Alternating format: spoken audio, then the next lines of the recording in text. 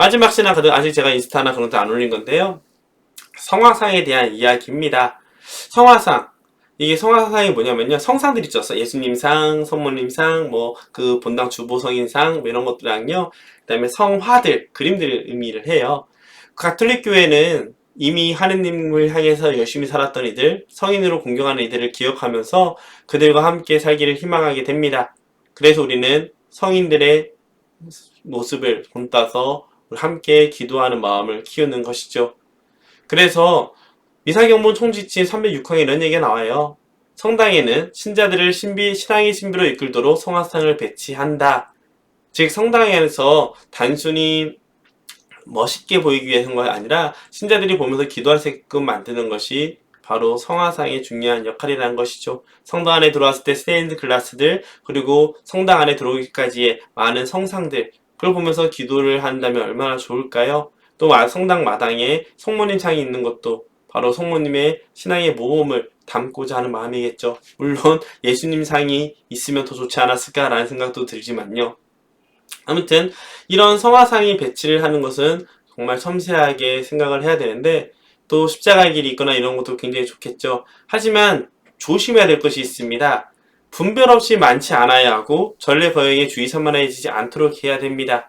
미사를 하는데 성당 제대 옆에 성사들이 너무 많이 있으면 사람들이 미사에 집중을 할까요? 성산들에 집중할까요? 또 미사에 온전히 마음을 쓸까요? 자기가 필요한 성인들에게만 기도를 하려고 할까요?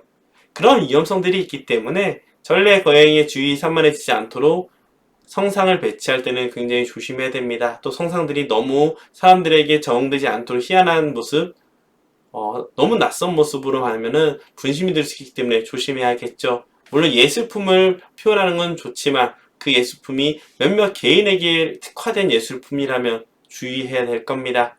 그래서 이런 표현이 나와요. 한 장소에 한 성인의 성화상은 하나씩만 두어야 된다. 바로 이 점을 응용하면은 우리 집안에서도 기도를 할 때 이런저런 기도한다고 여러 가지 성상을 두잖아요. 그걸 조심해야 된다는 것이죠. 성문이상이 있으면 다른 방에다 성문상을 또 둬야지, 성문상 옆에 또 성문이상, 또 옆에 성문상 이렇게 두는 것은 그거 좋은 것이 아니라는 겁니다. 물론 특정한 목적을 위해서 만든 공간이라면, 또 교육을 위해서라면 그것도 중요하겠죠. 그래서 조심스러운 게 성당 마당에 가끔씩 그런 경우가 있어요. 뭐 성가정상, 예수님상, 성모님상 뭐 이렇게 주름하다 보니까 마당 안에 성모님만 3분, 예수님만 3분 뭐 이렇게 있거든요. 그런 것은 결코 신자들의 신앙에 좋은 것이 아니라는 것이죠.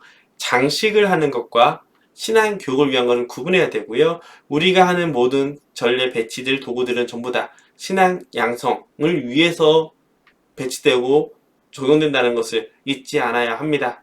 마찬가지로 집에 와서도 많은 기도 도구들이 있으면 좋을 거예요. 하지만 그 기도 도구들이 장식이 되지 않도록 한 장소에 하나씩만, 그리고 필요한 부분에만 두는 연습도 굉장히 중요합니다. 그래서 제가 예비 신자들이 세례 받을 때 꼭 얘기를 하는 부분도 그거예요. 성상들이 있으면 어디다 두는 게 좋냐? 집에서 가장 잘 꾸며진 곳이 아니라 가장 동선이 겹치는 곳에 두십시오 라고 표현을 합니다.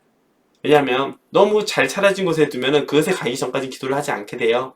하지만 오메감에 자주 보게 된다면 자연스럽게 기도하는 마음이 생기겠죠.